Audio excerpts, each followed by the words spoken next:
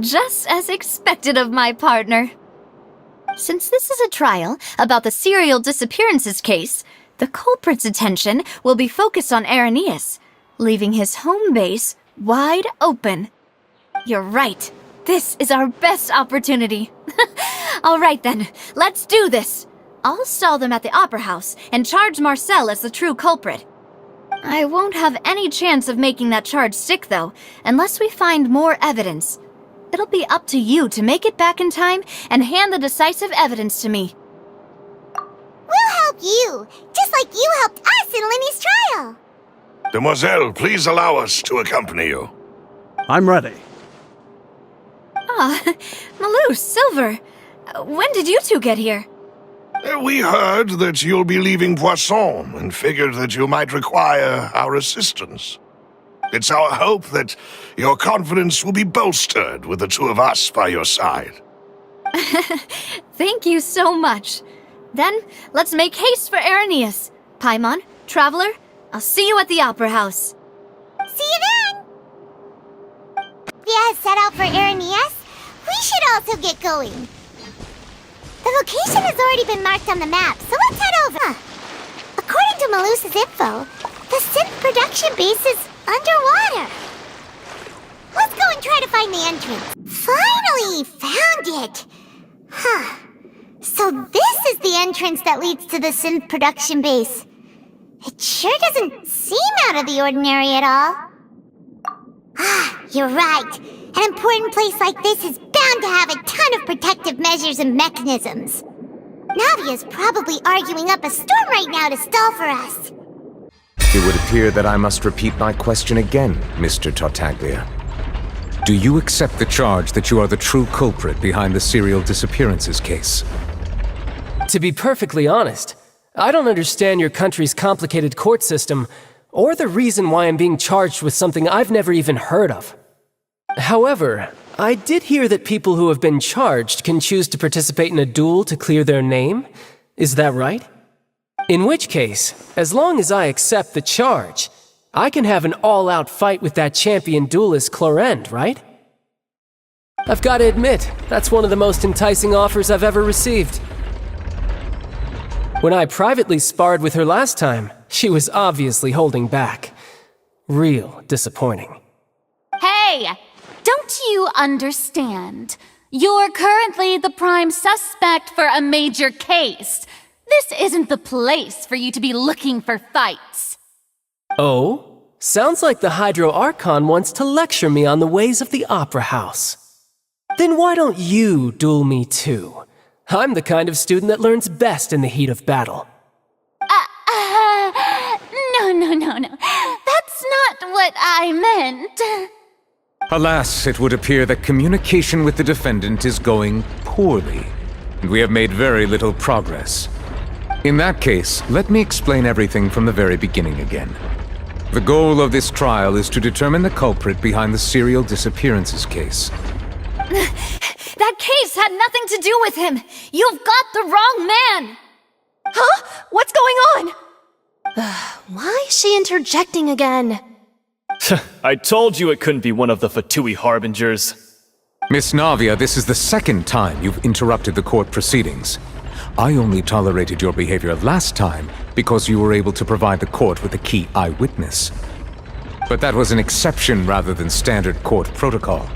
I can very well charge you with contempt of court for your interjections. Oh, please. Did you ever think I had any respect for this place's pointless theatrics? We can put that discussion aside for now. I'm not here to argue with you. I'm here to charge the true culprit behind the serial disappearances case.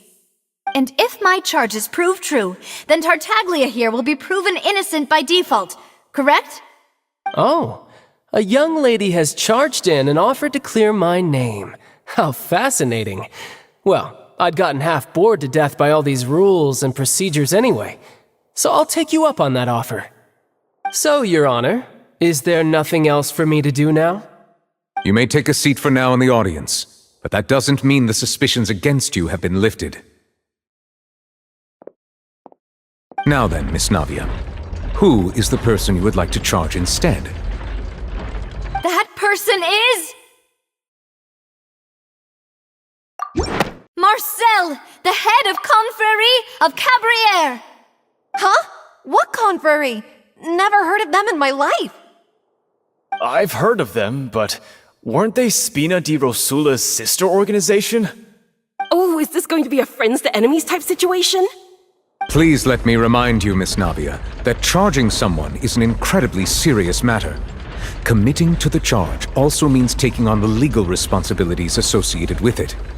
And if the charge fails, depending on the circumstances, you may also be charged with the crime of making a false accusation. Knowing this, do you still wish to charge this man? Yes, I do. In that case, I declare the charge to be valid. Miss Navia and attorneys, please take your places on the court.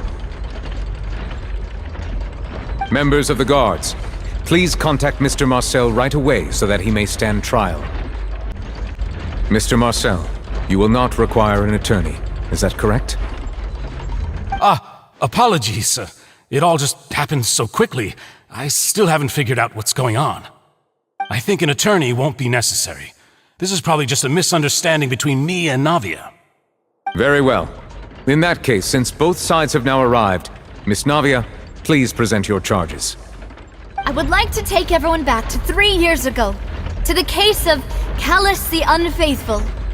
Only through elucidating what really happened in that case can we connect all the dots for the serial disappearances case.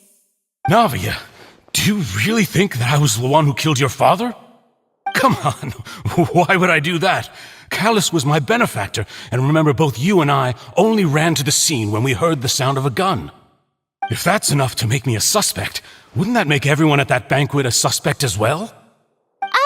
I think there's no point in getting into the specifics right now. The audience doesn't even have the big picture yet.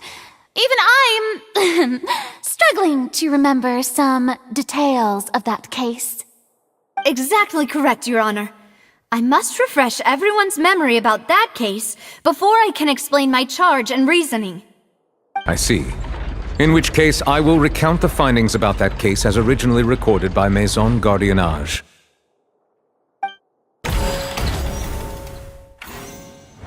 On the day of the murder, Spina di Rosula hosted a large banquet in a countryside estate owned by the Confrérie of Cabrières.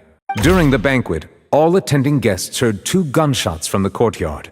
When the guests arrived at the scene, they found the primary suspect, Callus, holding a gun, while his acquaintance Jacques lay dead from a gunshot wound. The guards' investigation did not recover any other firearms from the scene. As a result, they concluded that the suspect's first shot must have missed, while the second must have taken Jacques' life. The suspect did not dispute this conclusion, and also declined to defend himself in court. Instead, he chose to prove his innocence through a duel. Callus was defeated by champion duelist Clarande in the ensuing duel, and soon succumbed to the injuries. These are the known facts about the case. The one with the motive to kill was Jacques, not my father. And even so, Jacques still had no reason to pull the trigger. In truth, the third person shot Jacques first, and was shot in turn by my father when my father seized the gun from him. After that, the true culprit turned the third person into water, erasing all traces of him from the scene. Thank you for the summary, Your Honor. Of course, the guard's conclusion appeared quite sensible to us at the time. However, we should revisit the case now that we've gained new information about the abilities of water from the primordial sea.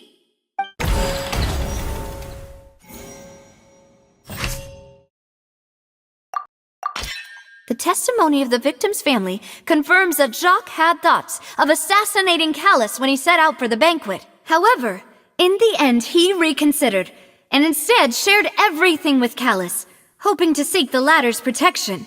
Unfortunately for Jacques, the true culprit had already considered this possibility, and had sent out another assassin.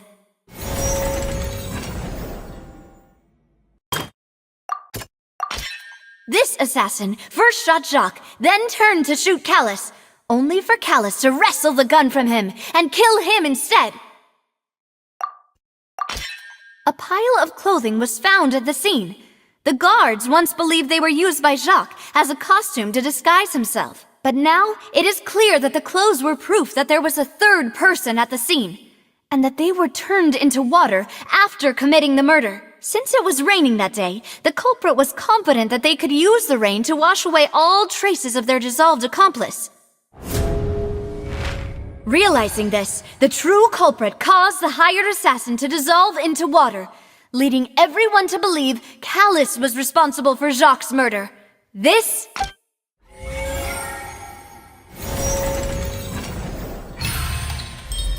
So that's what happened. Wait, you're telling me something as dangerous as water from the primordial sea has been used for all these years?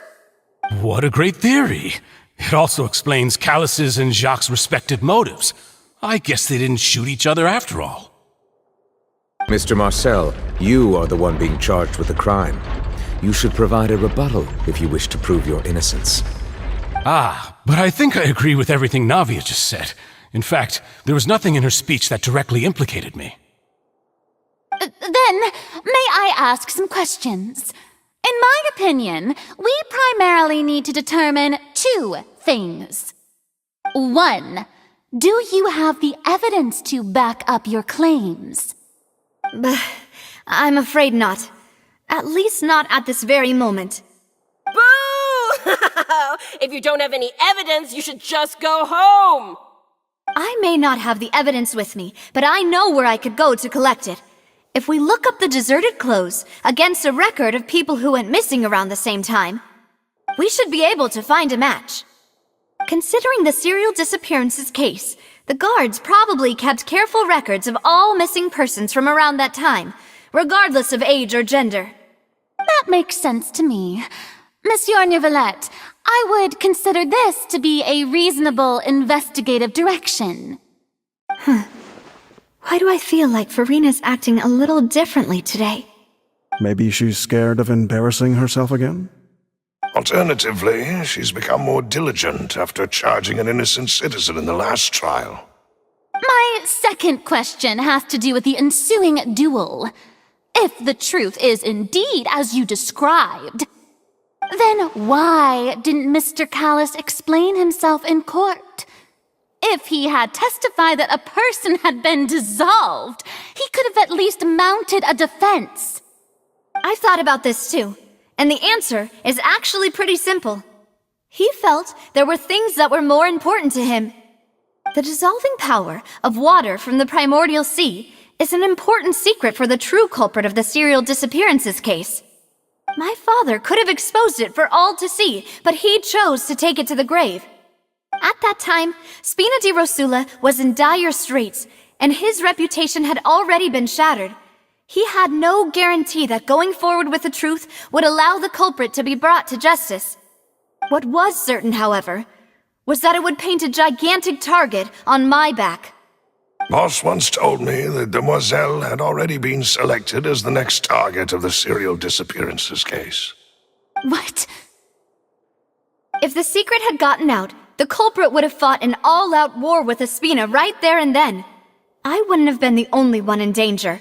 All of us would have stood to lose our lives. Of course, the guards might eventually figure out the truth of the matter and determine that we were in the right. But what good would that do? How can a hollow verdict protect anyone? Had this opera house ever given my father any kind of confidence in its brand of justice, Spina di Rosula would have had no reason to exist. But by staying silent, we retained the ability to deter our opponents and continue the stalemate. I was able to become Spina di Rosula's president, which made me harder to target, as well as giving me more time to grow and learn. And once I have figured out the truth and stepped up to the challenge, I will do what this opera house cannot, and restore my father's truth and honor back to him. So, you mean to say, your father intended to die in the duelist's ring? That's right. Do you have any proof? Of course. All you need is to ask his opponent, Clarand. I don't need your apology, your guilt, or your support from the shadows. You don't have to do anything for my sake. But since he entrusted his will to you, Clarand, you should tell us the truth about his sacrifice. So, during the duel, did you believe that Callus was intending to die? Yes, I did.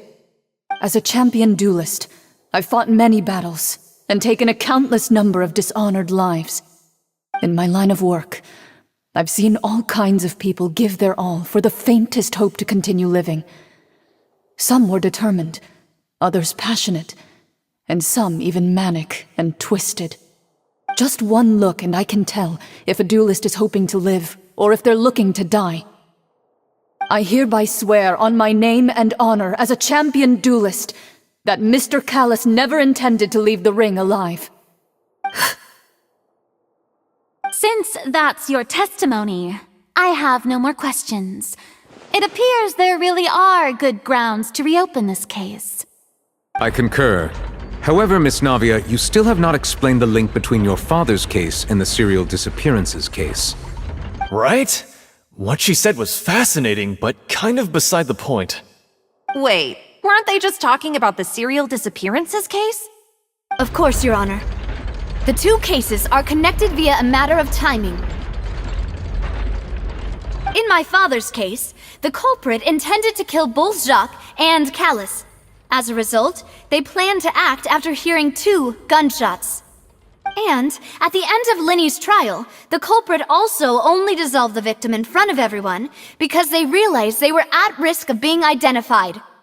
The culprit could only time their actions so precisely if they were already at the scene. Coincidentally, Marcel attended both the banquet and the trial. So that's why you suspected me. Even after hearing your reasoning, I still can't help but find it a little preposterous. I'm used to it, though. You've always been an impulsive and sentimental child, Navia. It's one of your most endearing traits. No need to appeal to pathos. I won't try to refute your points one by one, but even if everything you just said was true, can you prove that I was the only person present at both events? On top of that, does a person have to be physically present to control the timing? Can't someone remotely monitor the place? Don't know what she can say to that. I know that even with that, you might still think you can reduce the list of suspects with some further investigations until I'm the only one left on the list. Alas, who won't feel at least a little hurt by an accusation of murder from a girl you see as your own daughter? But if I were to dismiss this completely, you'd also think I'm not being considerate of your feelings. Ah well, let Uncle Marcel teach you another lesson. Do you know what the biggest flaw in your reasoning is? I suppose you're gonna tell me anyways. It's timing again. I'm a businessman by trade. From that standpoint, there's no reason for me to kidnap young women. It's a high-risk action with nothing to gain. In addition, I left my home in Snezhnaya when I was young to come to Poisson and work in some trade. My business only thrived when I received Callus's patronage. But the disappearances began before I ever stepped foot in Fontaine. I do apologize, demoiselle. This was my mistake. No, it's not your fault. I'm sure he had come prepared. Is there anything else you'd like to say? Would you like to check the date of my first business license against the first known case of the serial disappearances? You can also take a look at my border entry records, or ask my friends and family when I left Snezhnaya for the first time. Could those records and testimonies do something to appease the unspeakable anguish in your heart? Seems like she got the wrong guy. At this rate, Navia will be convicted for falsely accusing him. I think you've done a superb job of dissecting your father's feelings as he neared the end of his life. But aren't you going against all of his wishes and expectations right now? He wished for you to become more rational, collected, and conscientious, instead of dwelling only on your own feelings. Once you've learned to be more considerate of others' feelings, and to stop rushing headlong into things, you'd have met most of his expectations. this isn't just about me, and it never has been. The biggest difference between me and the rest of the victims is that I still have the ability to search for the truth, while that same agency has long been taken from them. The people whose families were destroyed by synth abuse, the people who lost their loved ones to the serial disappearances, and the people who suffered tragic ends due to their sense of justice. Many people's images are flashing before my eyes. I'm sure some are coming to those of you in the audience as well. And whose image do you see, Marcel? Is it a man named Vacher? Oh, so you do know that name. I'm merely surprised you'd suddenly say the name of someone I've never even heard of. I was waiting for you to say that. Whoa! The floor is going up! Is it because of this mechanism in the middle? That guy really prepared a lattice. Paimon thinks we need to go up, but Paimon doesn't see a way. Let's take a look around. Maybe we'll find a hidden mechanism that'll show us the way up.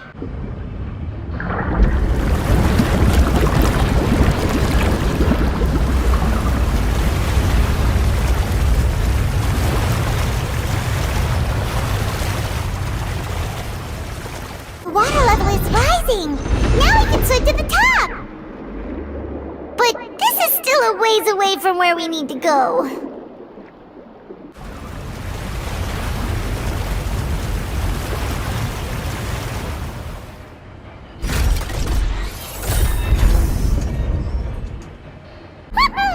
Now the path is clear. Let's go!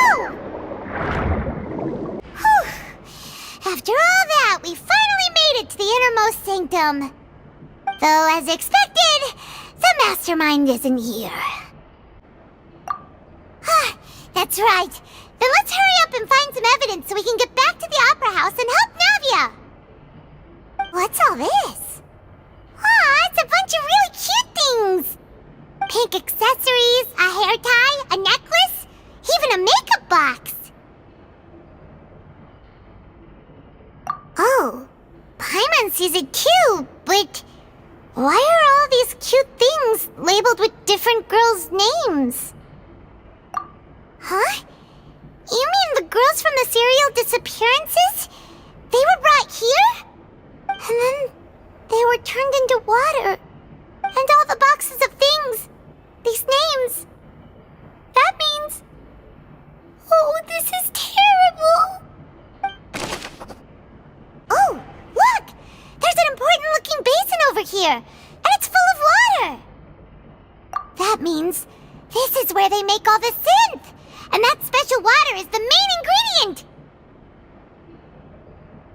If you dilute it with normal water, you'll get synth, but the pure stuff can dissolve a human! Paimon will take notes on this incriminating evidence. Let's see what's written here. Nothing escapes Detective Paimon's eyes. Callus. Navia's father. Oh, this seems to be an investigation report on him.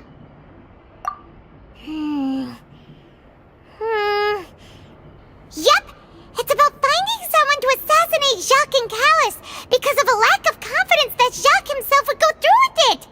This should prove the existence of the third person, right? We still have not determined the exact content of the key information Callus has passed on to certain members of his organization. The old dog's a real menace to deal with. Even if he abides by the promise he's made to us, he will still have the upper hand. He can act whenever he wants to make our lives miserable. The only option left is to remove him from the picture entirely. I concur. Let's send someone to kill him. He won't declare war as long as we don't touch Navia. Oh, seems like we've got a bunch of correspondence between the higher-ups. They're all just so evil. What's this over here? Looks like some kind of place for research. Experiment number 16 aims to verify Jacob Ingold's research conclusions on the primordial sea and use his theory as a foundation to achieve a breakthrough. The experiment was a failure. No individual managed to resurface from the water from the primordial sea. Female specimens 22, 23, and 24 were dissolved.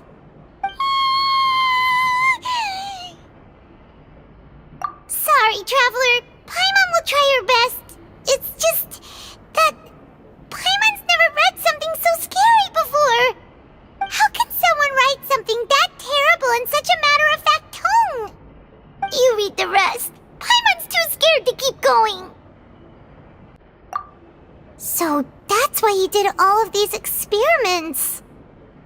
Wait, did he really think he'd be able to find a way just by dissolving people over and over? That's just insane! Huh?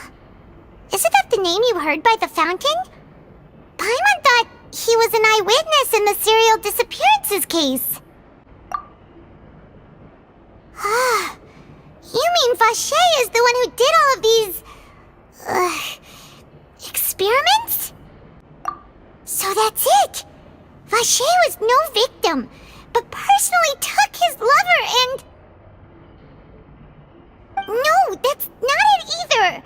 If that's the case, why would he want people to resurface from the water? In any case, Paimon will write it all down. Whoa! There's so much synth here! And so many bottles of ingredients that probably just contain the waters of the primordial sea. Mixing in progress, ready to drink, stock sample? Huh. They've also got all the synth pretty clearly labeled. Whoa, there's even fruit-flavored synth? Yep, it's super obvious. We've looked at almost everything here, and it seems like our theories were spot on, but... Yeah, we haven't found anything that reveals his true identity. No wonder even Neuvillette wasn't able to find anything. Whoever it is probably destroyed everything to do with that name a long time ago. That way, even if we bring all this back to the opera, we won't be able to identify the true culprit. Sure thing. Paimon won't admit defeat to this guy either. You take that side and Paimon will take this side. Check everything carefully. We'll find something for sure.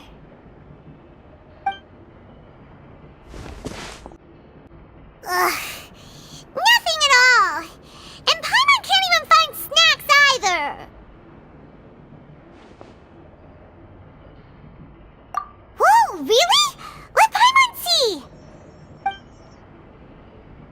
Vinier. Isn't that Vacher's lover's name? Then you found her diary. Let's see. Aw. It's just a normal diary chronicling their love story. She was so sweet, too. Oh, Paimon feels even worse for her now. So many! A whole page's worth! But they're all crossed out. Was she unhappy with all of them? The final name she decided on was... Marcel. Wait, but Marcel's pretty old. Has this case been going on for so long that he's Vacher and Vinier's grown son?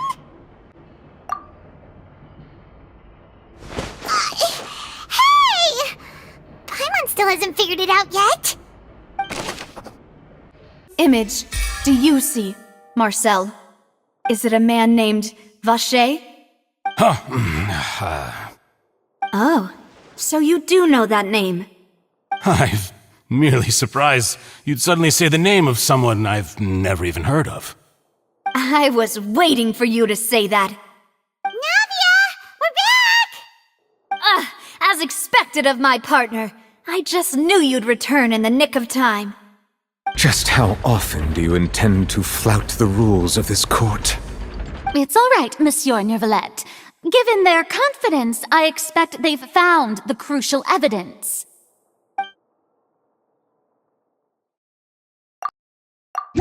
But the truth of it, Marcel, is that you've always been Vache. Huh? We've investigated your lair and we already know everything! After your lover, Venier, was dissolved, you kept abducting young women to experiment on the hopes of bringing her back to you! You even created Marcel as a new identity and destroyed all records of your past as Vache! So that's it. Even the villains in opera performances rarely go that far. And with that, Marcel's motive has now been established. This information regarding your past also dismantles your prior timing defense. Well, Marcel, do you know where you went wrong? You fixated your gaze on the lover that passed away, instead of paying attention to the living people around you. So, you never noticed how we changed, or how we grew as individuals. You also never understood Boss's real expectations for his daughter. Or our determination to see things through. Your determination. Mr. Marcel, please speak up now if you would like to defend yourself. Otherwise, the trial will move on to the next stage. Do you really think I wanted to do any of this? Pay attention to you? What for? Have you ever paid attention to me? Ever empathized with my pain? Ever known how it feels to watch the love of your life dissolve right in front of your eyes? No one helped me.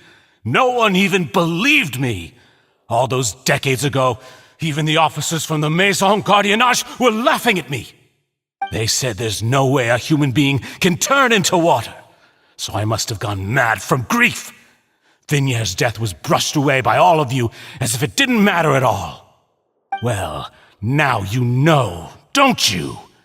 Ha! Well, it's too late now. All those who were dissolved are gone forever. You only have yourselves to blame. You set up this ornate opera house in pursuit of your so-called justice, your beloved drama, while turning a blind eye to the suffering of the people. Venier is dead. We promised each other that we would always be together. Wherever she goes, I will follow. But I'm not from this blasted place, so I can't be dissolved, no matter what I do. Hey, is that water from the primordial sea that he's drinking?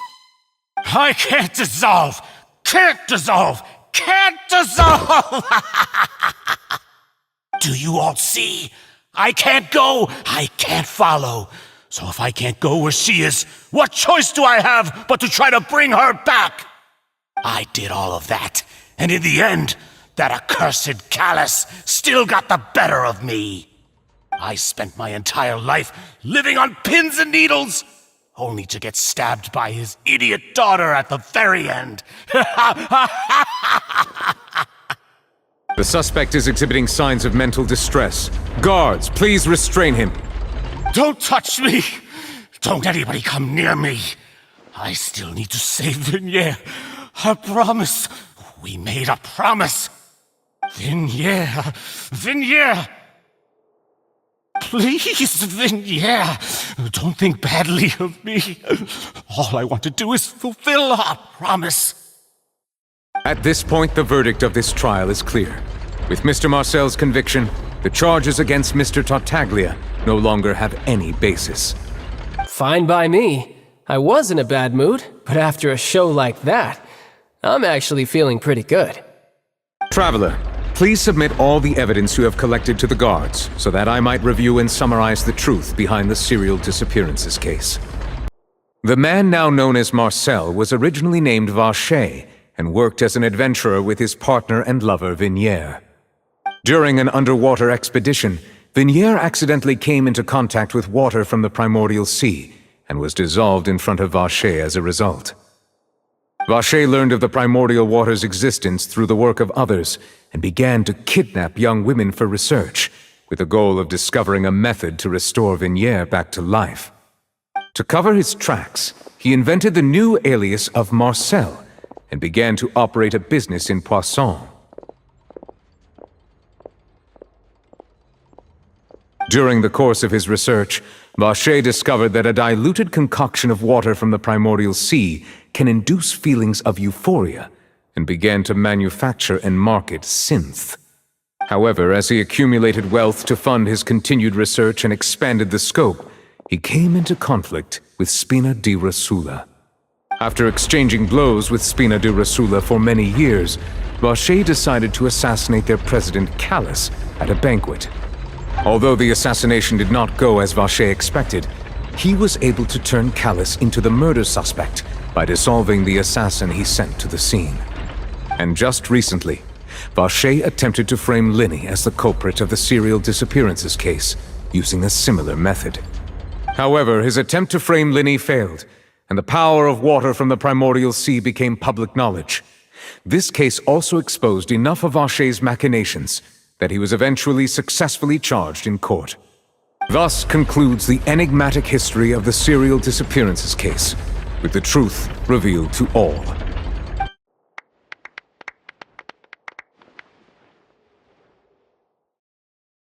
The Oratrice will now deliver the final verdict regarding the charges against Mr. Vacher.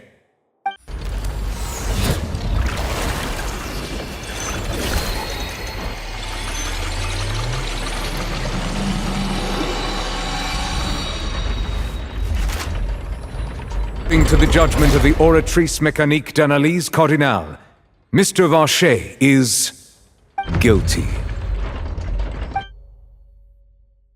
Guards! Take Vacher away. Good.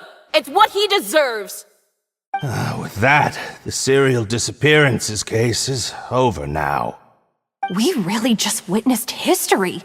Who would have thought the true culprit would be such a polite and well-spoken guy? Yippee! We helped Navia bring the bad guy to justice! He's hurt so many innocent people and now he's finally getting what he deserves! Huh? Are you okay? Demoiselle, you were absolutely brilliant. The day our late boss had always hoped for has finally come. You can rest easy now, knowing justice has been served. Yeah. It's finally over. It's all thanks to you guys. And my partner. See, Papa? Spina di Rosula's still doing well with me at the helm. Well now, hasn't this been a most delicious piece of drama? The villain has been caught, justice has been served, past wrongs have been righted, and it's a big ol' happy ending. Since it's been such a great show, I'll just let the false accusations against me slide. Either way, I've still got some business to attend to, so if you'll excuse me... Please wait just one moment, Mr. Tartaglia. What now? None of this has anything to do with me. According to court protocol, since this trial was initiated due to a charge against you, a verdict must also be made regarding the initial charge before the trial can conclude. Oh, come on. Is this really necessary? Haven't you already caught the real criminal? Isn't it time for side characters like me to exit stage left? Please respect the laws of Fontaine. This has always been the rule. All right, but this sure is a lot of hassle. All I need to do is stand over there, right? Let's just get this over with. Through evidence presented in the public trial that was just held, it has been established that Mr. Tartaglia has no direct connection to the serial disappearances case. The guilty party has been identified, and thus it is logical to suppose Mr. Tartaglia is innocent of the charges. We now turn to the Oratrice Mécanique d'Analyse Cardinale to render the final verdict on the charges. According to the judgment of the Oratrice Mécanique d'Analyse Cardinale, Mr. Tartaglia is guilty. What? Hey! That's not funny! Didn't you just say I'm supposed to be innocent? What's with this verdict? Is your justice machine malfunctioning? Huh? This has never happened before. The Oratrice? actually returned a different verdict from the Chief Justice. I mean, have you ever heard of an innocent Fatui Harbinger? Do you think the Oratrice might have just convicted him on general principle? But weren't the charges about the serial disappearances case?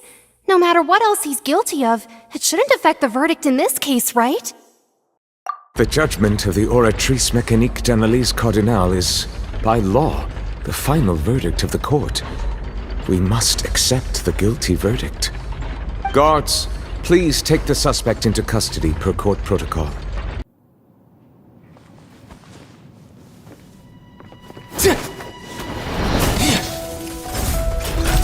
So this is how justice is done in Fontaine. What a joke. You've got your rules. Well, I've got mine too!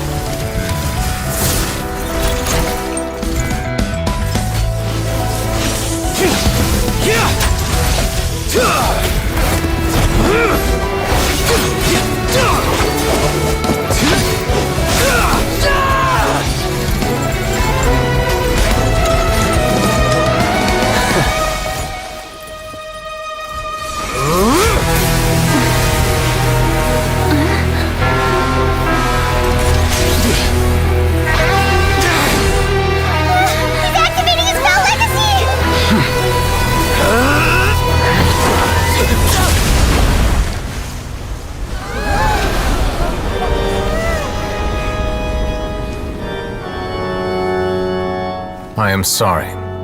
If you have been wronged, we will find the truth. But the rules of the court must be upheld. Hey,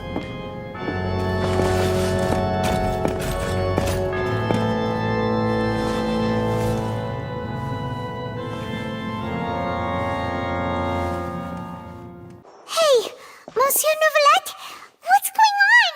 Shouldn't they have been cleared already? Apologies. This is also the first time I've encountered such a situation. However, according to the rules established at the conception of Fontaine's court system, the Oratrice's judgment is the final verdict of the court. All I do is follow court procedure. As for why the Oratrice arrived at the conclusion it did, you should probably ask someone more knowledgeable than me. Why are you looking at me? I had nothing to do with it! I don't know what happened there either. Hey, stop staring at me! What does Lady Farina mean by that?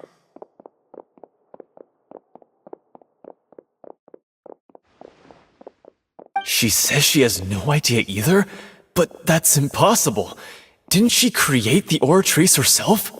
Yeah, so are the verdicts reliable or not? Can results like this really be called justice?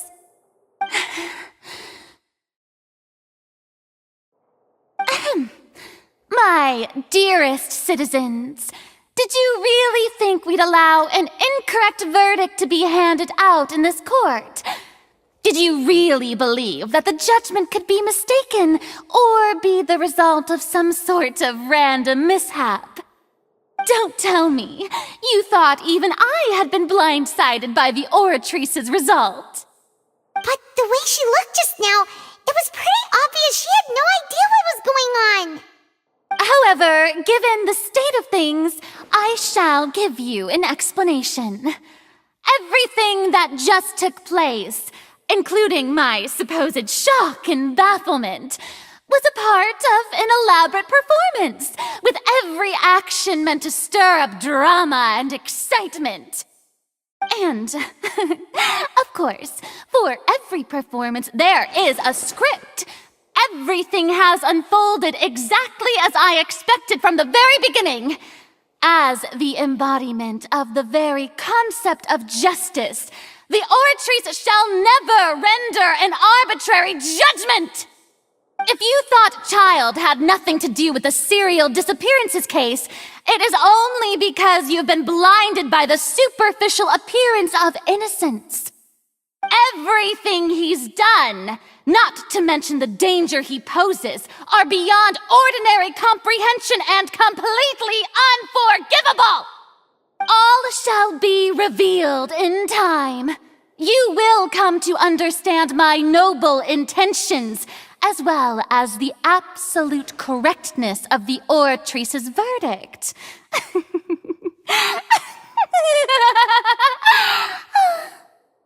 Now, having said that, although I hate to leave things hanging in suspense, it is now time for this performance to end.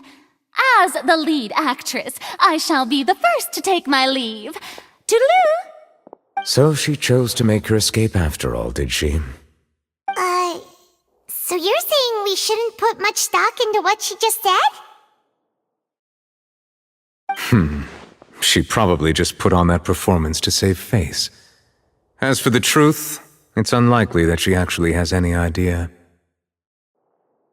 However, please be assured that I will continue to investigate this case in a personal capacity. Just as I promised, if the judgment has been incorrect, we will do our utmost to clear his name. All right. Even though we feel pretty badly for him, we'll take your word for it for now. After all, he's done plenty of bad stuff, so he should have known he'd go to prison someday, right?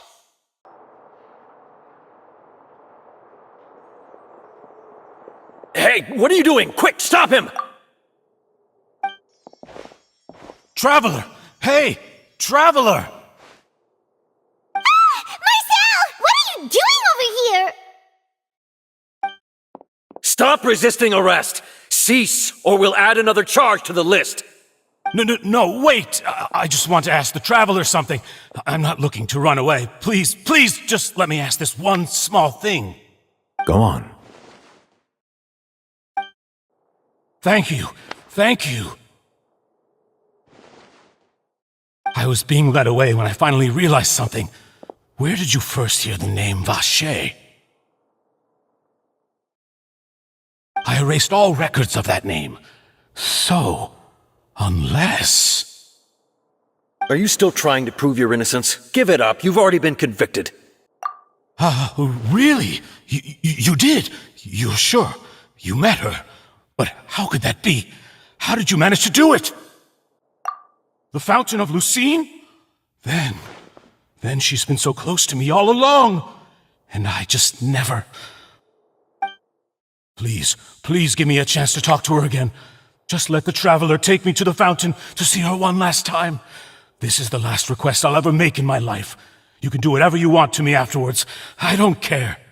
What? Give an inch and you want to take a mile? Do you think serial killers get to make requests like that? Paimon agrees. Why should we give him what he wants when he's only done a ton of super terrible things? This request, is it worth as much to you as your life? Of course! Wait, no. It's worth even more than my life. Humans. Will they betray the instinct to live just to satisfy spiritual needs? Very well. I will grant your request. Your Honor, I fear that... I will go with him. You do not need to worry about any escape.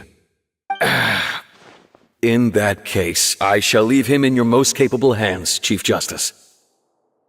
Thank you, Your Honor. Is this the place? You said she's here, but what do I need to do to see her? Yeah, and even Paimon could hear her after drinking that thing. Didn't you just drink a lot of it on the stage as well? Oh, in that case... Vacher! Ah! Yes, that's it! So you heard it too! Vignier, it's me! It's me, Vacher! Vacher? Vacher! I'm here! Where are you, Vignier? I'm coming for you. I'm finally here for you. Hey, wait! Be careful! Hey, wait! Vignier, is that you? It's me, Vacher! Vignier! Vacher? Why did you come? Didn't I say? You don't need to look for me.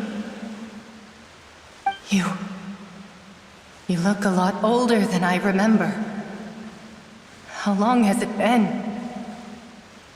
It's been more than 20 years. I've suffered for over 20 years since the day you left.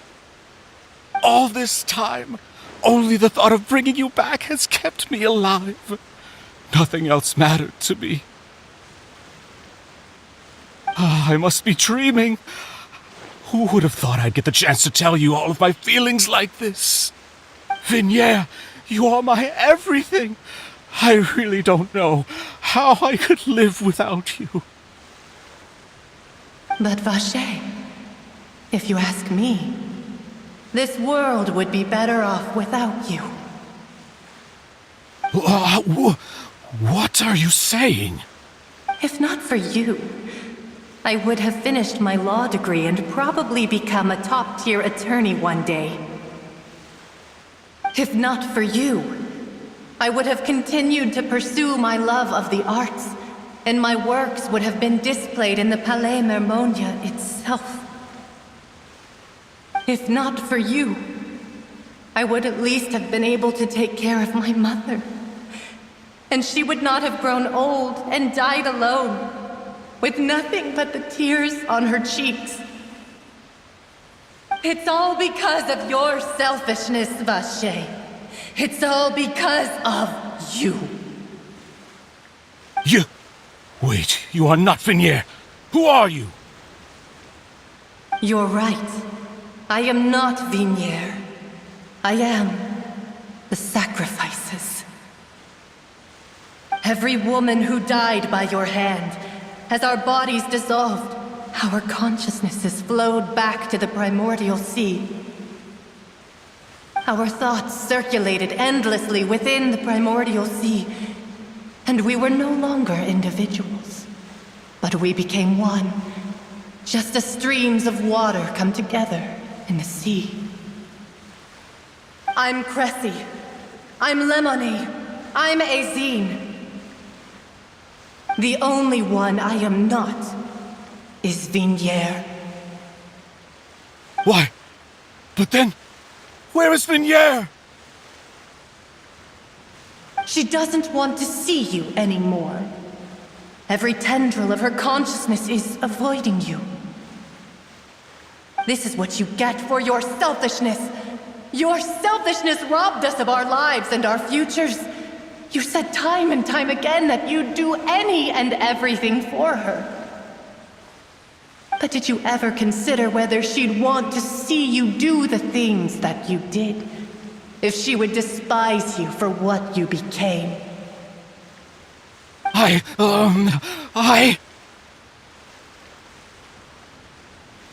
You are a liar, a heartless murderer, and a cowardly narcissist. The only thing you are not is Vignier's beloved. From the moment your first victim died and her consciousness merged with Vignier's, she has had nothing but pure hatred for you.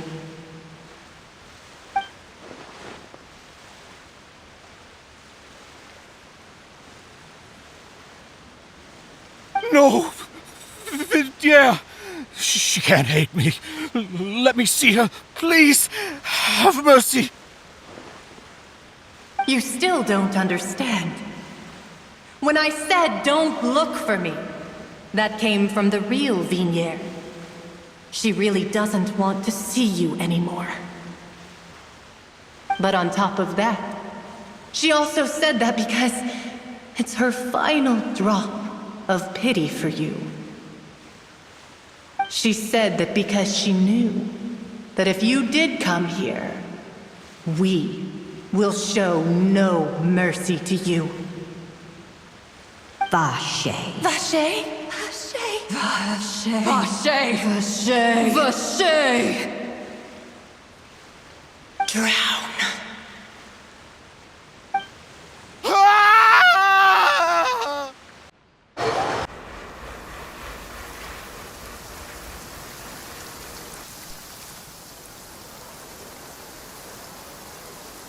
Finally, we have some time to do shopping. Gosh, it's really been a long time since we've been able to relax. Well met, partner. I knew something great was going to happen when I woke up in such a good mood today. Even this weather can't put a damper on the demoiselle's mood. It's a pleasure to see you both again. Oh, hey, Navia! It's been a few days. Paimon's already started to miss you. Oh, now that I believe. I'm easy to work with and always bring home the bacon. Who wouldn't treasure having a partner like me? Sounds like you're really enjoying life these days, Navia. What have you been busy with since the trial? It's just been one thing after the other. I've been making non-stop trips between Poisson and the courts in Sen. Everyone from Spina di Rosula organized a memorial for my father. We never held a memorial when he first died, since everyone knew that even if we held one back then, no one was going to come. This time, though, everyone in Poisson, and even many people from the court, all attended. So his name's definitely been cleared now. That's what we like to hear. It's been the dearest wish of Demoiselle all along. That blasted stubborn fool. I was right to put my faith in him. I'm so glad I didn't give up on the case all those years ago. Oh, by the way, I ran into Charlotte just after I left the memorial service. Well, maybe it'd be more accurate to say I knew she would be there, and there was no way she'd just let me go. Huh? So you know Charlotte too? The Charlotte? Journalist from the Steambird? Yeah, way back when I first became the president of the Spina di Rosula, she was all over me. Wouldn't take no for an answer. I believe the story was called The True Heart of Darkness, Secret Tales of the Yellow Rose. To be fair, though, it was a really flattering feature. So, we've been on pretty good terms ever since. She was trying to lean on our friendship to get me to do an exclusive piece on the serial disappearances case. Oh yeah, she told us about that. She's always been super interested in that case, so now her wish has finally come true too. Anyway, I told her to make sure that when she writes about you guys entering the opera house with the critical evidence, that you both sound really cool. Now that's another thing to look forward to. We trust Charlotte's skills with a pen for sure. Oh, and in other news, I also took Clarande out for a meal. Oh, are you two on better terms now? While you were investigating Vaché's headquarters, Clarande gave testimony on my father's behalf. It was thanks to her that we were able to turn the tide. I wanted to thank her.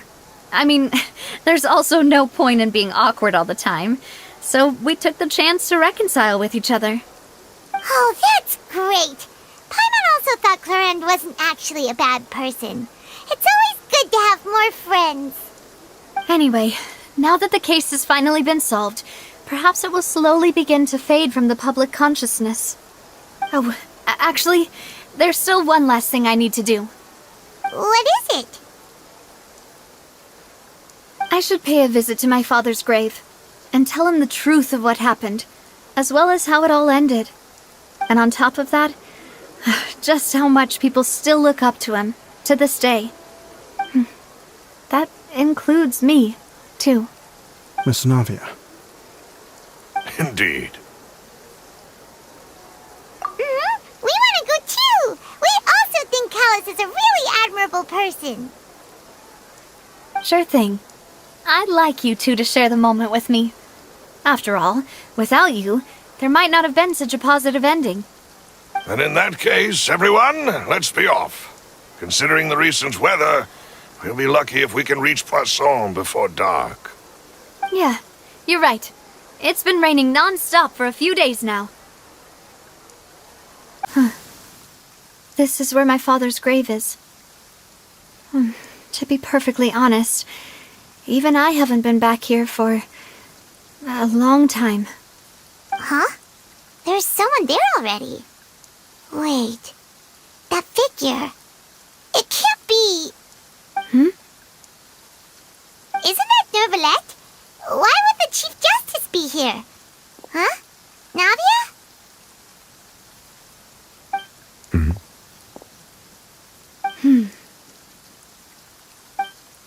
My apologies. I should have asked before coming to pay my respects. Don't say that. Sorry about that. Oh, I was trying to say there's no need for you to apologize. I wanted to show my father how much I've grown, but still, I doubt I've grown to the point that even the Chief Justice would feel compelled to apologize to me over and over. In that case, I will stop apologizing for now. You really could use some pointers on understanding human emotions, Monsieur Neuvillette. In any case, why did you come to Poisson? Well, ever since that day, I've been turning a question over and over in my head. Just what is justice, anyway? There was once a time when I didn't want to believe that there could be anything more important to humans than life itself. Oh, rather than that, it's probably more truthful to say I didn't believe humans were capable of resisting the most basic instinct of living things. That they could rebel against their own nature, or consider certain things to be more important than their own lives. Which is also why I didn't stop your father from beginning that fateful duel. I believed that a truly innocent man would never throw away his life like that. That there was nothing, should have been nothing more important than one's own continued survival. But Mr. Callis proved me utterly and decisively wrong. If not for his sacrifice, the serial disappearances case would have remained unsolved to this day. Mr. Callis made the choice he did for his daughter, for his associates, and for many people completely unrelated to him. And in the end, from a certain perspective, one could say that he did it all for the sake of justice. A justice that's higher than life itself. So, you asked me why I came here. I just wanted to say my apologies to Mr. Callis in person. I should have noticed all of this much sooner. This regret has filled me with a sadness that has haunted me for days. That high and mighty chair in the Opera Epiclese indeed insulates one from many important things. Spina di Rosula, thank you so much for your hard work and perseverance. I'm sorry for being mad at you before. So, you're actually one of those types that's cold on the outside, but pretty thoughtful on the inside, huh? That reminds me of Silver, one of my guys. Sorry about that. Self-expression is not one of my strong suits. Didn't I just say you don't need to apologize? So Navia and Neuvillette seem to have made their peace as well. Let's not disturb them for now. We can wait till after they're done.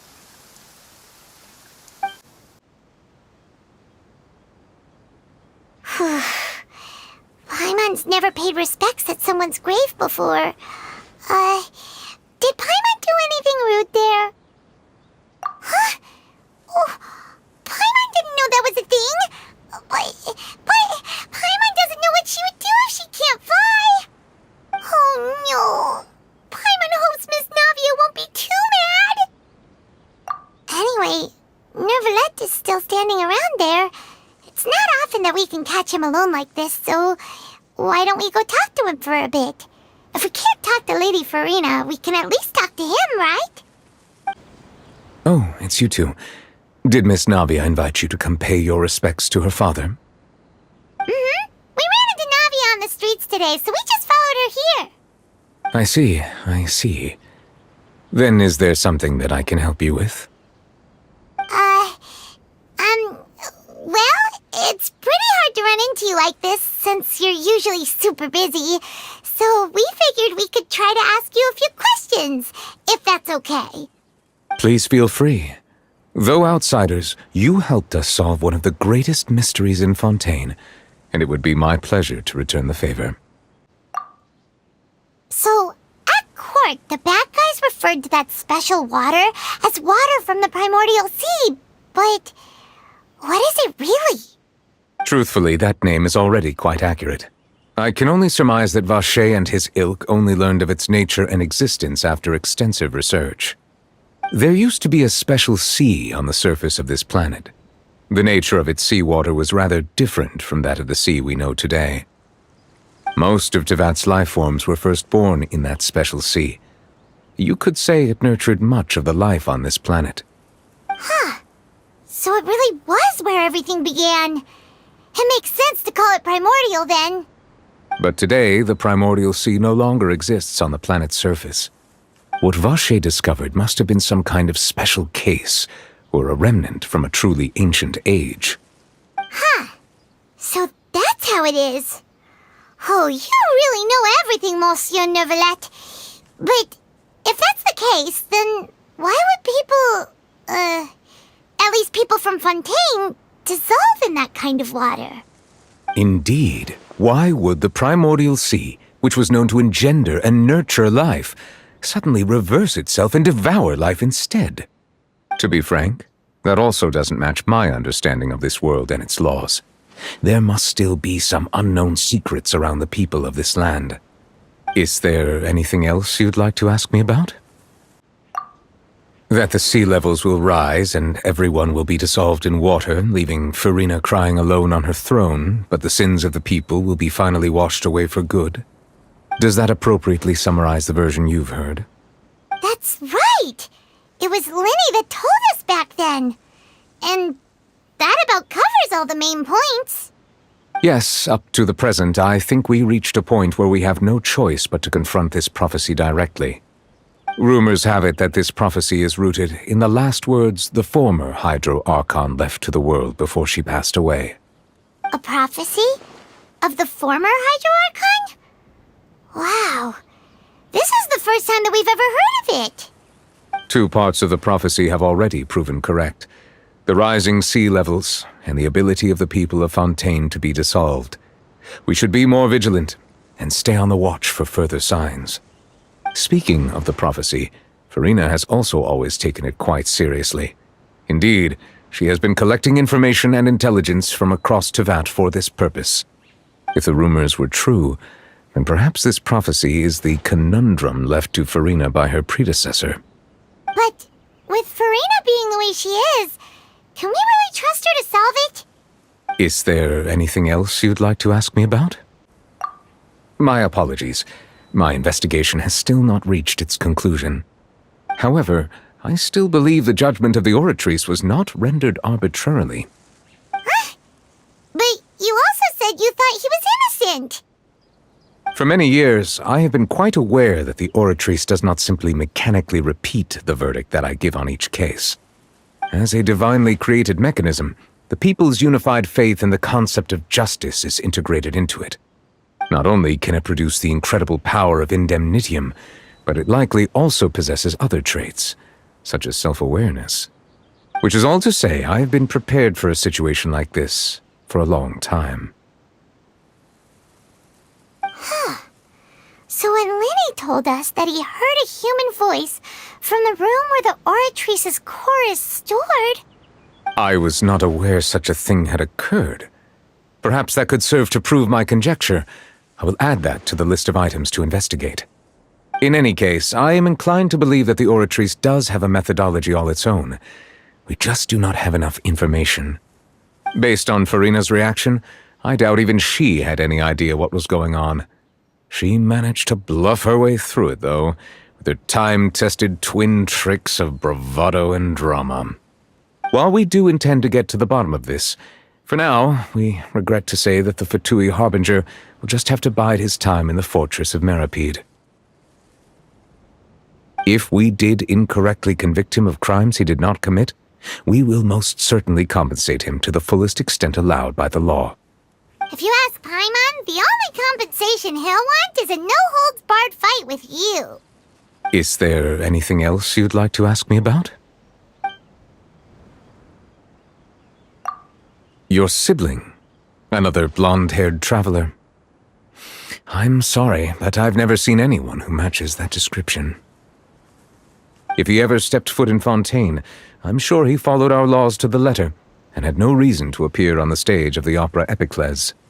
Is there anything else you'd like to ask me about? Very well.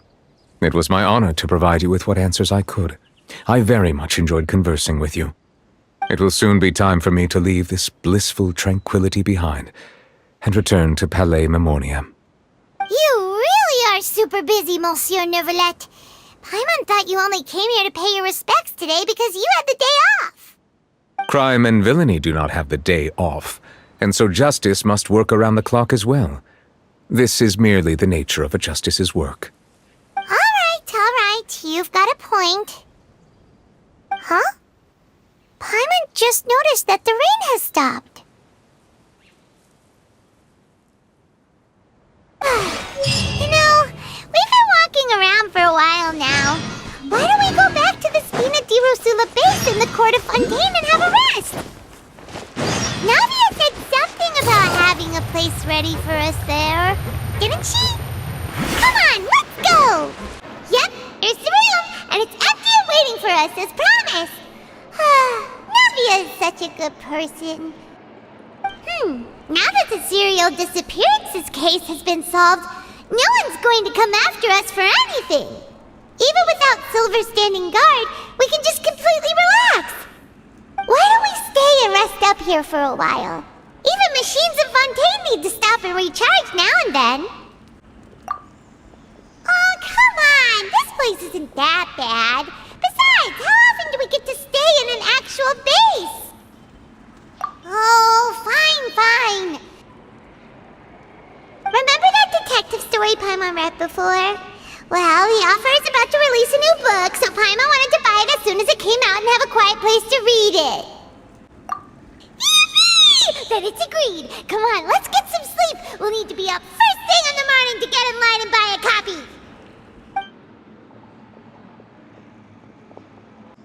Paimon didn't expect that style at all. Even though it's a detective novel, it's also like a social documentary. Whew. It's actually pretty good.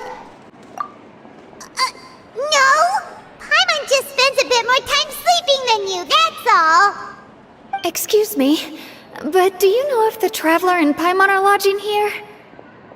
Huh? Who are you? Paimon doesn't recall seeing you before. Wait, you're not here to give us trouble, are you? A blonde traveler and a chatty little fairy. Whew, looks like I found the place. Good thing I asked the Spina di Rosula. Seems they sent me the right way. Hey, what do you mean by chatty? Paimon's always careful not to talk too much. Most of the time, anyway. It's an honor to meet you both. I was sent from the Palais Mermonia. Monsieur Neuvillette wishes to see you. It seems he has something important to discuss in person. Neuvillette? He wants to see us again already? Huh. We talked so much the last time we met. Has something happened since then? I am not privy to the details. It would be best if you came to the Palais Mermonia and asked Monsieur Neuvillette in person. If you say so, but Paimon has a bad feeling about this. Now that I've delivered the message, I'll take my leave. Thanks! We haven't left the room for a few days, so we'll head over once we've freshened up a bit.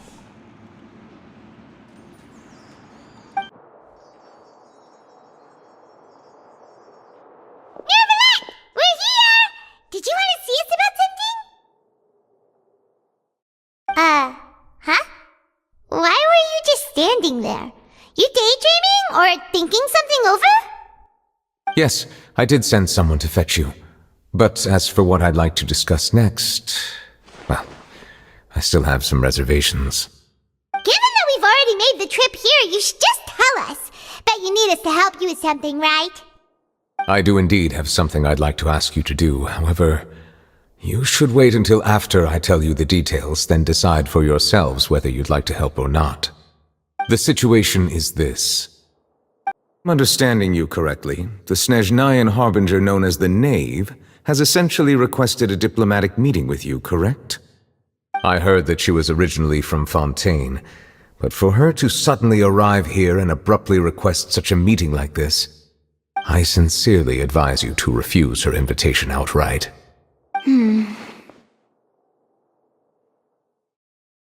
I'm sure you're aware that her purpose is most likely related to Child's recent predicament. We convicted one of the Snezhnayan harbingers in a court of law, but we have yet to provide any form of detailed report on the matter. This does indeed provide an opportunity for Snezhnaya to put pressure on us. I believe we should adopt an evasive stance until we can provide a proper explanation and have a preliminary plan on how to deal with the matter. No, we shouldn't. I think we should agree to the meeting. Oh? Well, you see, we are the ones that owe an explanation. If we keep putting off the meeting, it could easily result in the problem escalating, right? It's like a fight between two friends. If they don't agree to see each other and talk in person, isn't it possible that the friendship could end entirely? Though diplomatic relations between Fontaine and Snezhnaya could be considered as friendly, it is only superficially so. You wouldn't go so far as to say that our nations are friends, as you did in your example. It was just an analogy. An analogy, okay? Moreover, even if we were to talk in person, if we don't have sufficient information prepared, it is quite possible the result wouldn't be restored relations, but a complete falling out. I don't think we should overthink those possibilities yet. Even if the logic of the divine is not immediately apparent, its wisdom will only be revealed with time. Besides, you'll be at the meeting. If any problems do pop up, you'll have no problem navigating them. I must clarify that interacting and communicating with people outside of court is not my cup of tea. It seems you think too much of me. But more importantly, when did I agree to join the meeting with you? You mean you won't come? No, that won't do. I can't go to the meeting alone. You have to accompany me. I must take you with me. Lady Farina, could there be something else regarding this matter that is being kept from me? No, not at all. Look, I am the Hydro-Archon of Fontaine, Focalor, the god of justice who is loved and adored by many. So I only hope that justice will be served in this matter. Don't overthink it. I'll go find someone to arrange the meeting.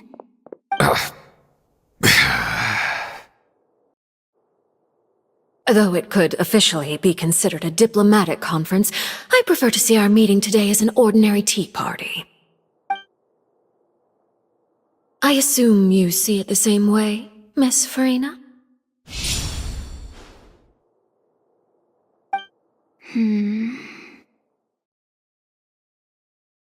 Lady Farina? Yes, that's right. Just like you said, a tea party. I should thank you for providing the pastries. They look delectable. To make this tea party even more lively, I've invited someone else to join us today. It's a pleasure to meet you, Monsieur Neuvillette. I was born in Fontaine, so naturally, there's no need to introduce the nation's revered Eudex to me. Hello. The pleasure is also mine. First, I would like to thank the two of you. I'm often away on business outside of Fontaine, and I'm told that the children of the House of the Hearth have been well taken care of by you. Oh, I'm not referring to when my children, Linny and Lynette, were falsely accused by you. Please don't misunderstand. The children of the House of the Hearth are often misunderstood, perhaps due to the reputation of the Fatui. There's no getting around that. All I meant to say is that Fontaine has been stable in recent years. The people are well off and the children lead happy, fulfilled lives. That is something truly worth cherishing, and no one wishes to disrupt such peace. Now then, you have come regarding the matter of child, correct? Well, yes. It appears the ever-busy Eudex Neuvillette doesn't wish to waste time with diplomatic pleasantries, and hopes that we can get straight to the point of our talk. Yes, as you surmised, understanding child's situation is indeed one of the goals of this trip. As we are both diplomats from Snezhnaya as well as Fatui Harbingers, Child and I have always been colleagues. Were anything to happen in Fontaine, each of us would serve as the other's attorney to resolve the issue. So now, in my capacity as his attorney, I request that Child be turned over to Snezhnaya. We have a responsibility to cooperate with Fontaine and resolve what has happened to him together. The rules governing attorneys only apply before a trial has concluded. Since a verdict has already been rendered, we see the case as settled. I apologize for being unable to grant your request. An outright refusal. Very well. I respect all the rules of Fontaine's courts, just as I respect you as Chief Justice. Okay, why don't we back up a step? You don't need to transfer Child to us. I only request to enter the fortress of Meripede to see Child and confirm his condition.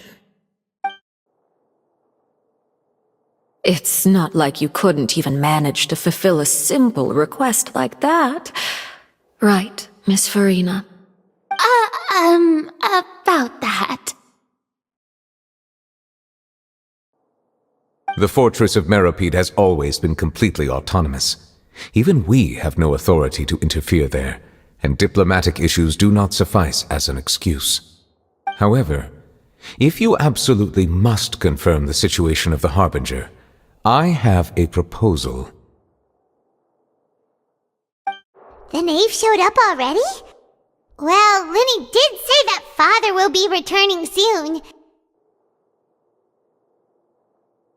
We didn't even know that Linny was from the House of the Hearth at the time, so we kinda overlooked that information.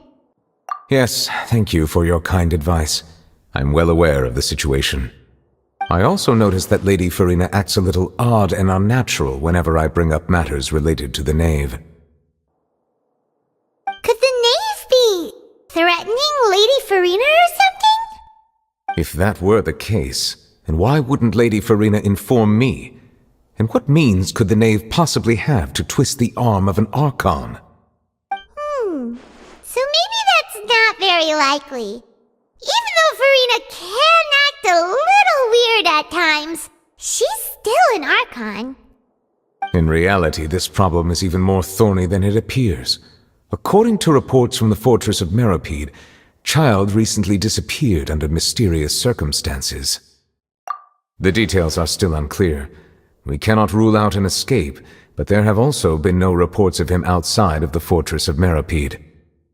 Special guards oversee the fortress, and its internal systems are extensive.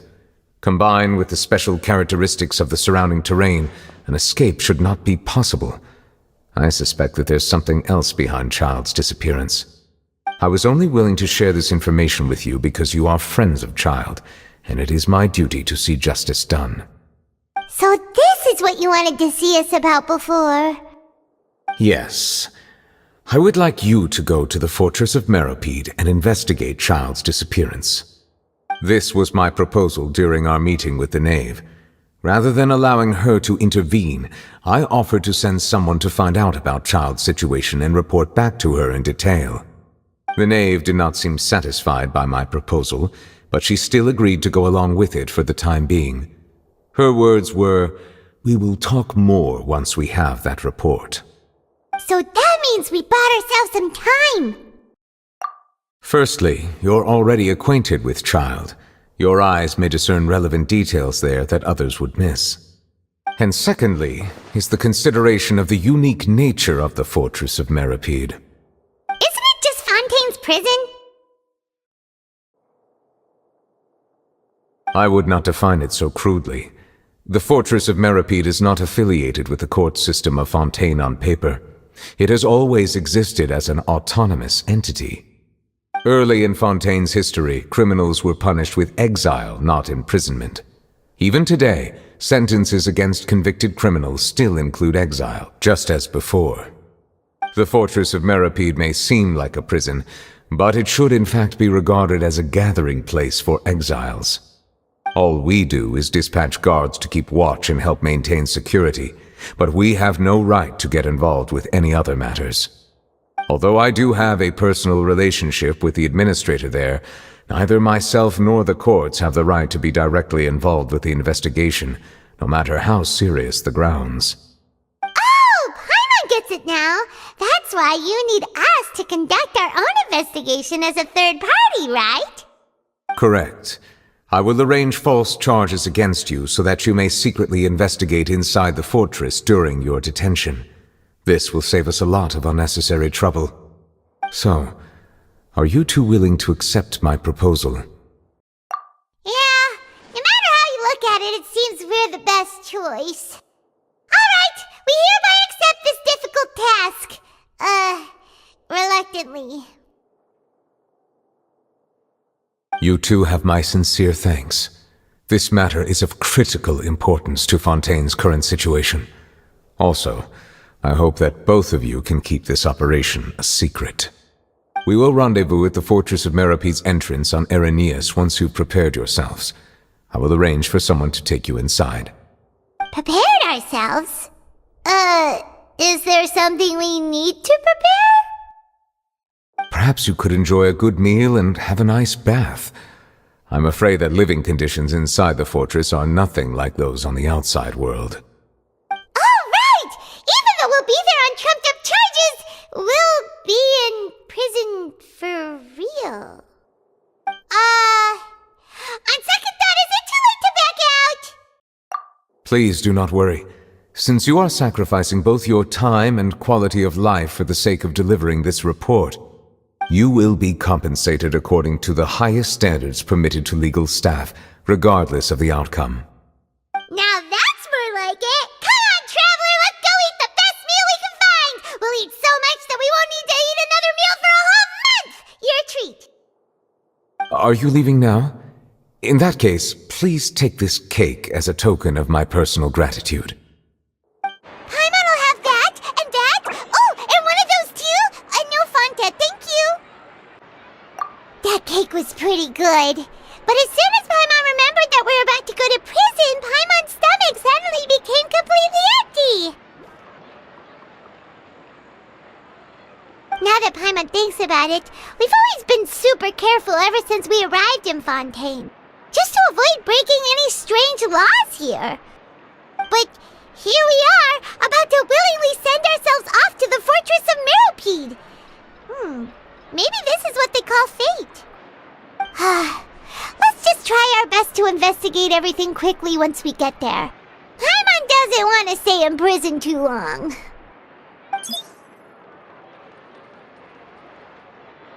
Oh, what is that I hear? Is it the taste of a breaking story? Hey! You can't hear a taste! And what are you doing here, Charlotte? Oh, don't remind me. I invited an eyewitness to a case to eat here, and I was planning to get some great material out of him. But he didn't even show up. Calm down, calm down.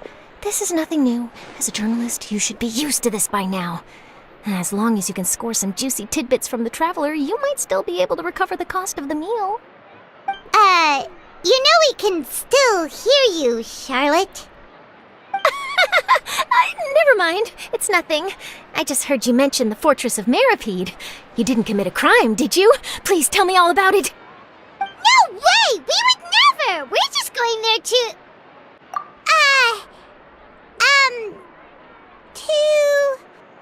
Oh no, Paimon almost forgot that Neuvillette told us to keep it a secret!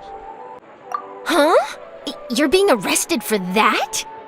Oh, but now that I think about it, I suppose that's not completely unreasonable. That's pretty despicable, almost as offensive as committing theft. You mean Paimon really did something that serious? Sorry, Paimon really messed up. Well, in that case, it's nothing particularly newsworthy after all. Oh, how disappointing. Oh, right, there's still a chance. Since you're going to be at the Fortress of Meropede, would you be willing to help me gather some material for a story? About that, Paimon doesn't think we'll have any time. Oh, it's nothing difficult. All you have to do is think of a way to get some time face-to-face with the warden of the fortress. He was awarded the honorary title of Duke in Fontaine. Sounds really cool, huh? Only those who have made significant contributions to the nation have been conferred this title. It's incredibly rare. On top of that, the Fortress of Meripede has never been under the jurisdiction of the courts. Practically nobody, including journalists like me, knows anything about the person in charge there. Oh, if I could write an exclusive article about him, I bet it would sell a boatload of papers. You make it sound easy, but it really depends. Of course, I wouldn't ask you to do it for free, so this meal is on me. Alright, you got a deal. We'll do anything you want. Then it's settled. The food should be here any second, right? Huh? Wait, just how much did you order? Oh, Paimon's so full. Well, guess we have nothing to regret now, so let's get going. Wait. Paimon just said something really ominous, didn't she? Alright, Nervalect, we're ready. Is this where the entrance is? You have come, just as promised. Yes, this is the one and only entrance to the Fortress of Meripede from Irenaeus. Careful, you may want to step back a bit. Ooh, so you have to go down from here? Is the prison underwater? Utilizing both the barrier of the water as well as the fear humans have of the depths, the Fortress of Meripede is naturally the perfect place to confine and guard criminals. But do not worry, it is not nearly as frightening inside as you may think. You will see for yourselves once you are down there. Paimon hopes you're right. Don't know about you, but just thinking about being at the bottom of the sea like that gives Paimon the heebie-jeebies. Oh, and there's one more thing. I mentioned that I have had personal dealings with the administrator of the fortress, Wriothesley. He's a very shrewd fellow. Yeah, we heard about him too. He's that Duke, right? Correct. He is the highest-ranking manager of the underwater prison. Even though you are going there to investigate at my behest, it would behoove you to avoid any confrontation with him or any of his subordinates. The Duke rarely ever leaves the Fortress of Meripede, but that does not mean he is not privy to all that is happening inside and outside the fortress. He is quiet, but not unaware, so please bear that in mind. All right, that's about all the time that we have to talk privately. I'm counting on you two. Don't worry, we won't let you down. Good. Madeline! I'm here, Monsieur Nervalet. These two are the newest convicts, I presume? Don't worry, they won't escape on my watch. Like we would try. Please follow me, you two. I'll process your paperwork for entering the Fortress of Meripede. Are we already underwater now? Huh. So this is what it feels like to be a criminal in Fontaine. You two seem to be taking this pretty well. It's rare to see convicts in such a good mood.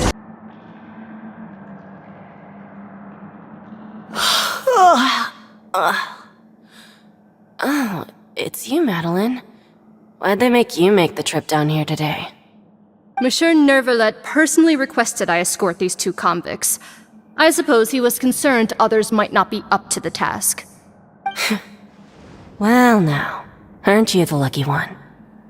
Must be nice to be on good terms with the big shots like the Chief Justice. The only people I get to see every day are the new inmates. Well, have you tried service with a smile? Who knows, it might help your professional reputation. Yeah, right. As if. Every criminal comes through here looking miserable. How can I smile with such a toxic work environment? And even if I did smile at them, the convicts would probably just think that I'm some freak getting some kind of twisted enjoyment from their pain. Oh, she's got a point. Well, I've finished transferring you. You two will register here, and Marette will guide you through the remaining procedures. Yep, I'll take it from here. You head on back to that bright and sunny world above. Okay, let me see. You are the Traveler and Paimon, correct? That would be us! Let me confirm your charges and sentence. Let's see. You two are charged with eating a cake specially prepared for the Archon by a Snezhnayan envoy without the Archon's permission, thereby incapacitating the political center of Fontaine for a brief period. Sentence: 45 days? Huh? Wait, you mean the cake that Nervalet gave us was... Just looking at the charges, it seems you two are capable of causing some serious trouble. And considering how fond Lady Furina is of sweets, this crime is tantamount to trying to assassinate the Hydro Archon herself. Now I've seen everything. Anyway, we still need to finish processing you before you can enter the Fortress of Meripede. Please stand in front of the board over there. I'll take your mugshots with my camera. Oh, all right. But be sure to catch Paimon's good side.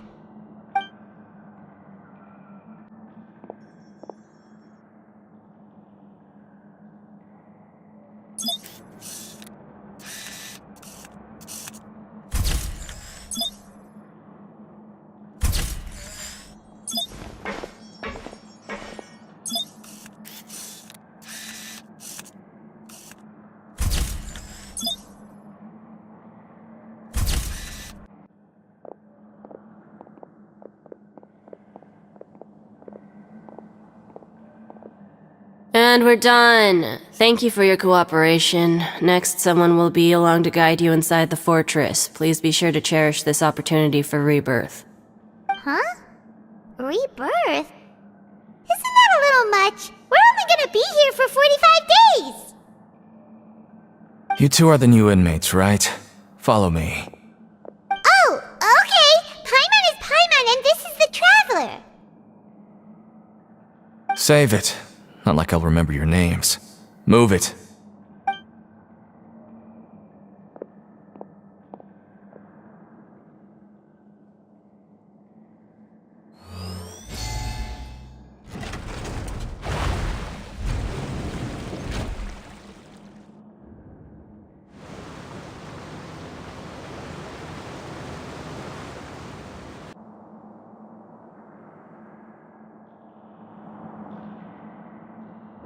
So, are you one of the guards here? Is there anything we should be careful of while we're here?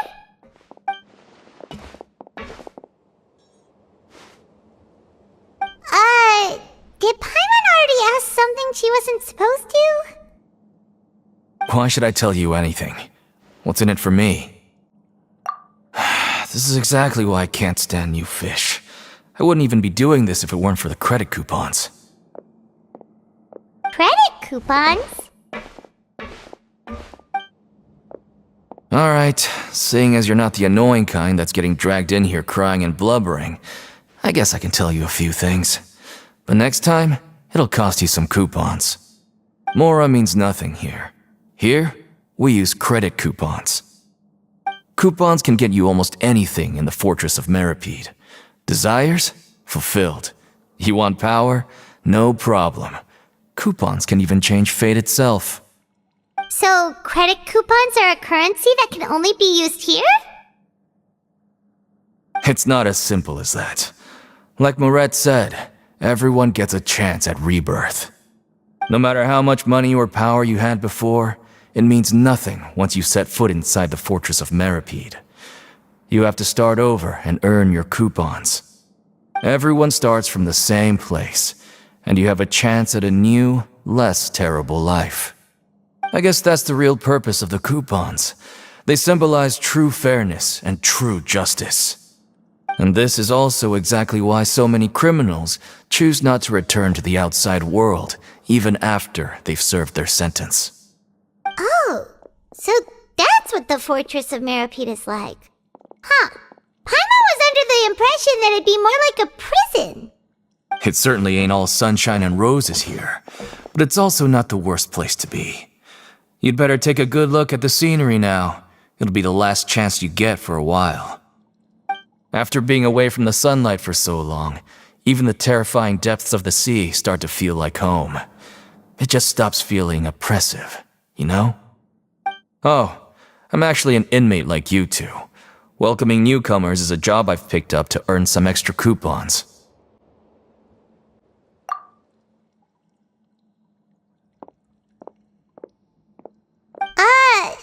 Why aren't you answering us again? I've told you enough for free. Any more info is gonna cost you. So all you care about is Mora! Wait, no. Coupons? Almost there. It's down through here. Your turn to give it a try. So, we're going even deeper now? Just how deep down are we? It's like a metaphor for your previous life, isn't it? Our lives weren't that bad!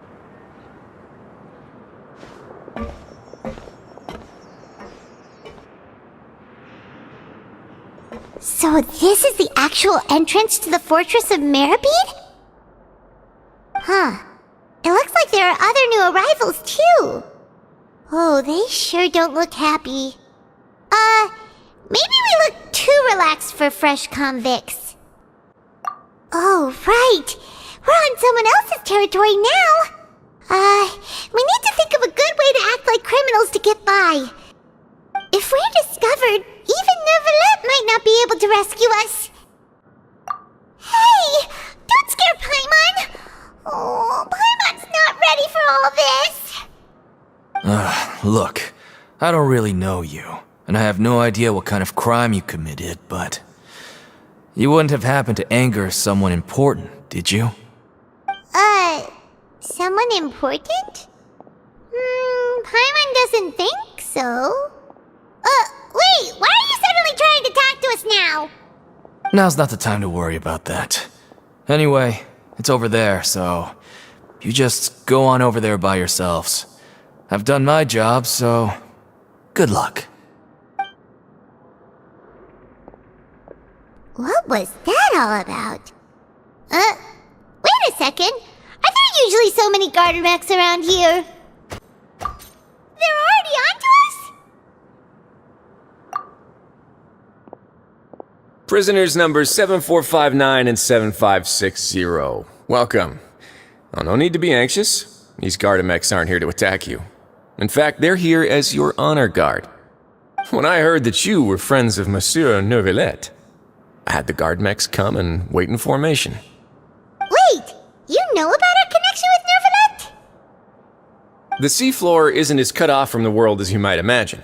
However, I'm afraid that I know nothing more than that you are friends of the Udex. And as you can see, committing a crime means being sentenced here, even if you're friends with the Chief Justice. Quite fair. The Duke! Greetings, Your Grace! Lovely weather today, isn't it?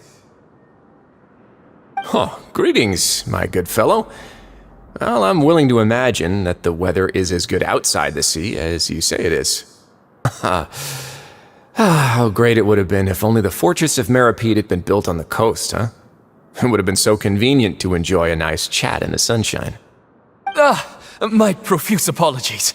I just got so nervous when I saw you, So this is the Duke. He sure looks a lot younger than Paimon imagined. The Traveler and Paimon, correct? Mr. Deacon here was responsible for your welcome. I trust you were satisfied with his guidance? Outstanding!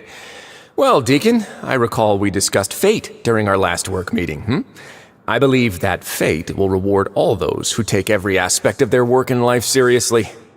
When you return to your bunk, you'll find the guards have issued some extra credit coupons to you. Oh, thank you. Thank you, Your Grace. Oh, and you too. I can't believe you gave me such praise. If you need anything in the future, anything, please, come find me anytime. No credit coupons necessary. Well, I believe that concludes the introductions. We've already taken enough time here. Deacon, if you would. Yes, Your Grace. I'll take my leave now.